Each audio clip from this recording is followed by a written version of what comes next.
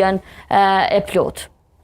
Faktikisht ai ka dashur për me nënvlerësu punën e frizerëve, të nënvlerësu Vjosa Osmanin, që cilën edhe përshëndesim edhe kam shumë respekt për ta, faktikisht për këtë politikant, po asaj nuk e ka thonë atë aspektin që s'ka tash ka me bo mu hajt bëhet frizer, po... është rruga e punë, është rruga e punë. S'ka jetë shkolla, s'ka jetë politiku, jo vjen si këto jetë mund politikë edhe këtheu tash frizer, po unë faktikisht na nuk duhet për mu prej piksoj deklarate. Po nëse për shembull për shtetin atë që tha ma herë kuria është shteti edhe të nënvlerëson, të lënë të mramin lami që nuk merret me ty se çka janë të bo, që kjo shkon edhe çmimet e larta, çmimet për tokë, çmimet mesatare.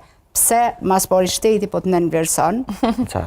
Nuk din si është art, nuk është talent. Do ta shohim pas pak, sepse kemi edhe një status të tillë të Vjosa Osmanit, e cila ka reagu me shumë gron, ndoshta në një fotografi, e cila ka thënë që është nder të punosh një profesion të tillë, një zanat të tillë. Garant edhe ai grunë çon të frizerka, edhe s'ka shans me shkoni dashëm, nuk shkon burri, nuk i shkon dashëm gruaja, ai duhet me ditë.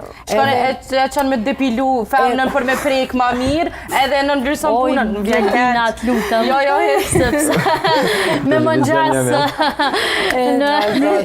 Një se ndu me theksu shumë që unë e kum pa që do të me kanë shumë edhe mu vlerësu frizerat edhe në pandemi. Çdo punë, vëlla. Çdo kujnë ashta i ka rastis me pa sa të nevojshëm janë frizere. E vërtet, na kanë lyp, vëlla, na kanë lyp. Edhe unë si frizere, edhe kum thonë, çfarë vlere pas kum na, as vetë nuk e pas kum ditë. Edhe vetë kur kena në një shpitë shubanum. Si arush.